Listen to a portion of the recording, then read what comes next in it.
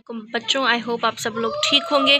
तो जैसे कि हमने पहले क्या किया, ब्रांचेस कंप्लीट कर ली, जूलॉजी पढ़ी, उसके बाद हमने बॉटनी पढ़ी, बॉटनी के बाद हमने माइक्रोबायोलॉजी पढ़ी, माइक्रोबायोलॉजी के बाद हमने क्या पढ़ी, उसके बाद हमने ब्रांचेस ऑफ बायोलॉजी पढ़ी जिसमें हमने मॉर्फोलॉजी के बारे में पढ़ा। मॉर्फ का मतलब क्या होता है वो सारा मैंने आपको समझाया। मॉर्फ पढ़ा, उसके बाद हमने क्या पढ़ा, एनाटॉमी के बारे में पढ़ा। एनाटॉमी के बाद हमने सेल बायोलॉजी के बारे में पढ़ा।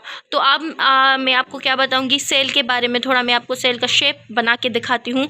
तो मैं यहाँ से पेन लेती हूँ, तो आपको यहाँ से मैंने एक पेंसिल उठाती हूँ और एक रफ़ कॉपी उठाती हूँ, क्योंकि मुझे आपको क्या बनाना है, मुझे आपको सेल का शेप दिखाना है कि सेल का शेप कैसे होता है। मैंने एक सेल का शेप यहाँ पर बनाया है, ये देखें यहाँ पर होता है। ये क्या है, ये एक सेल का शेप है जो कि क्लियर नहीं बना, तो मैं आपको एक क्लियर इमेज सेल का बना के दिखाती हूँ कि सेल क्या होता है और सेल कैसे बनता है। तो सेल, ये देखें, ये कि एक सर्किल होता है सेल का, राइट।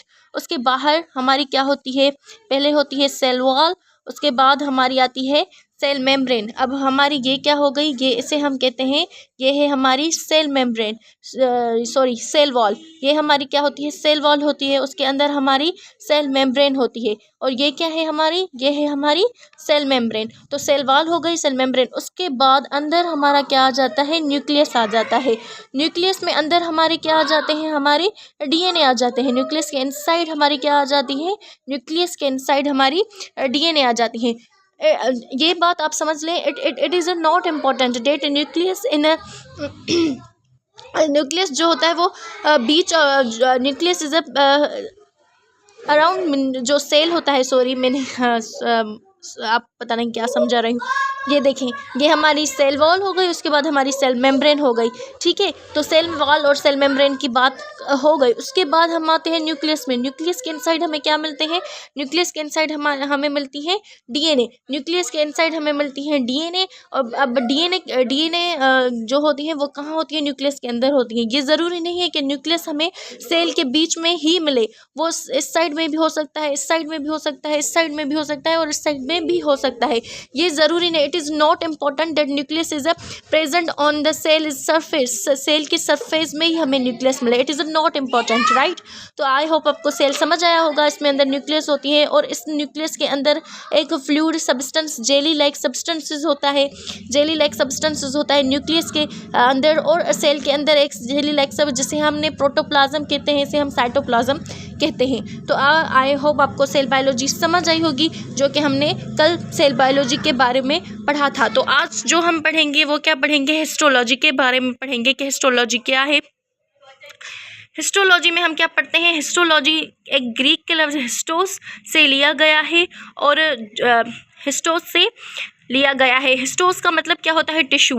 हिस्टोलॉजी, हिस्टो के लफ्ज़ से ही हमें पता चल जाता है कि हम किसकी स्टडी कर रहे हैं, हम सेल की स्टडी कर रहे हैं, किसकी, सॉरी हम टिश्यूज़ की स्टडी कर रहे हैं। अब लोगस का मतलब सेम होता है, discourse, the study of the structure of tissue of plants and animals, जिसमें हम क्या करते हैं, जिसमें हम क्या पढ़ते हैं। इसमें एक मेन बात क्या है कि हम स्टडी करते हैं, किसकी स्टडी करते हैं।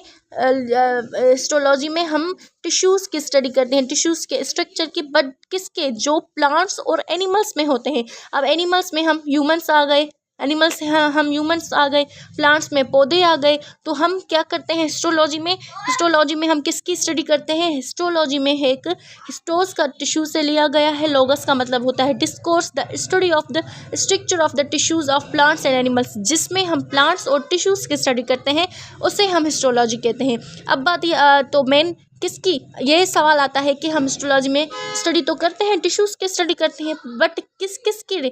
तो मेंस आपको क्या टिक करना है, एक तो एनिमल्स और दूसरा प्लांट्स। एनिमल्स में हम ह्यूमंस आ गए, प्लांट्स में पौधे आ गए। अब बात आती है फिजियोलॉजी। फिजियोलॉजी ग्रीक के फिजिक्स से ली गई है और फिजिक्स का मतलब क्या है, नेचर।